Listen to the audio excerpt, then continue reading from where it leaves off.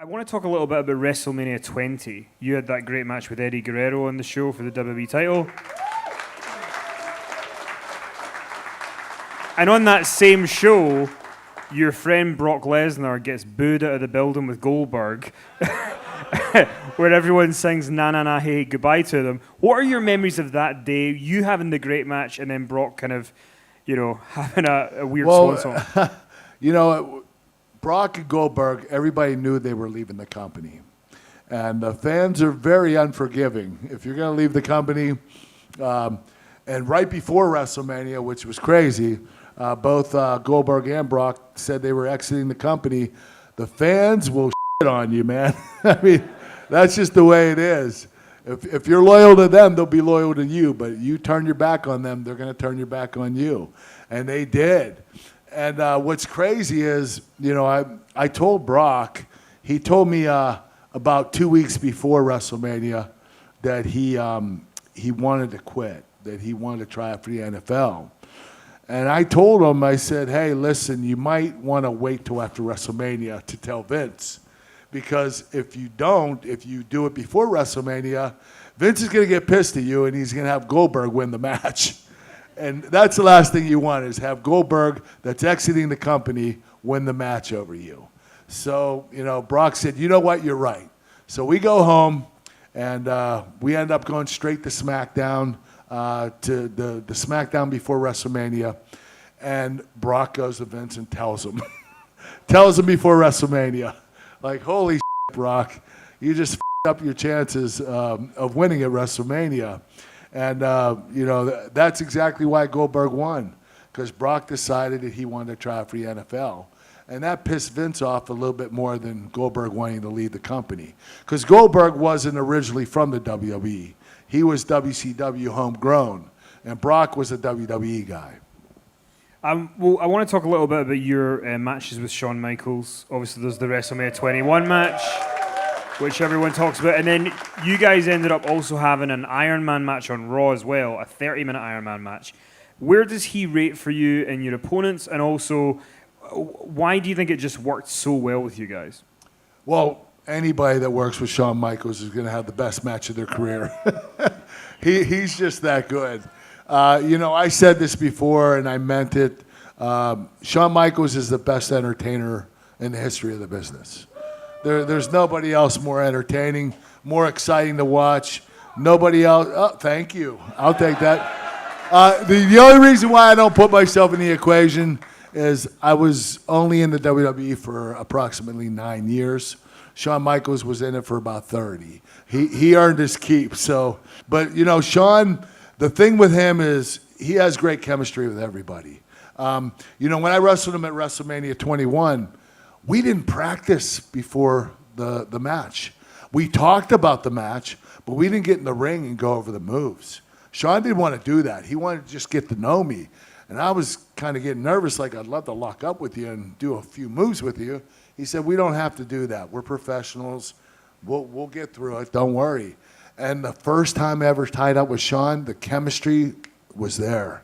It was like, wow, this guy is so talented that he has great chemistry with everybody. There's nobody else like Shawn Michaels, and I'll keep saying it till the day I die.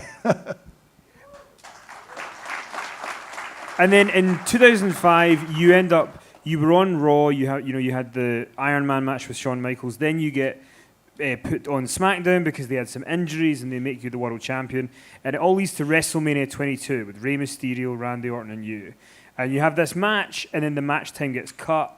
What are your memories of that experience? Because it's in tribute to Eddie that he's going to win, but then your match time gets cut. What are your memories of it? Well, WrestleMania 22, I co-main evented with Rey Mysterio and Randy Orton, and it was a really cool match. And the whole setup was to do it in memory of Eddie Guerrero, and that was a done deal. Vince came to me and said, I know you're champion, but would you be willing to give it up to Rey Mysterio in memory of Eddie? I said, of course I would, yes. That's a great idea, Vince. So I was all on board for it. The crazy thing is, that little son of a bitch, Rey Mysterio. So you give him an inch and he little takes a mile. Okay? We had 22 minutes planned for our match. So our entrances were supposed to be really quick. Mine was 45 seconds. Randy Orton's was like 30 seconds. Ray comes down and all this crazy Dr. Voodoo and he's going up and down the scaffold and he's taking forever. And by the time he gets a ring, he wastes 9 minutes of our time. So now we only got 12 minutes left to have a WrestleMania main event match. So we had to run through it. We had to cut a bunch of stuff. Thank God the match actually came across pretty good, pretty damn good. But it shouldn't have. It should have been a disaster the way it was set up. It was the worst nightmare of my life, the worst WrestleMania nightmare of my life. Besides the year I wrestled with a broken freaking neck.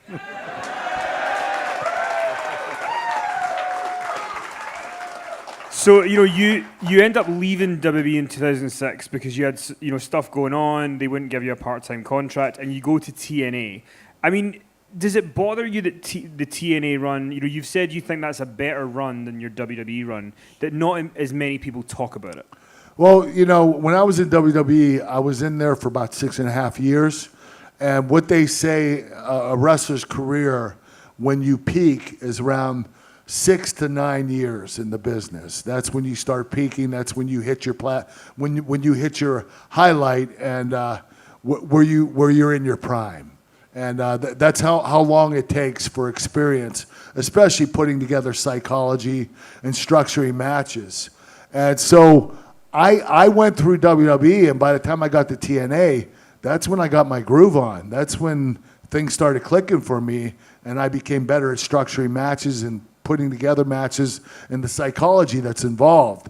So I became a better wrestler in TNA than I actually was in WWE. Now, a lot of you might not have seen my stuff, unfortunately, but thank you. Love you guys. But, I do regret the fact that there are a lot of people, a lot of WWE fans that never saw my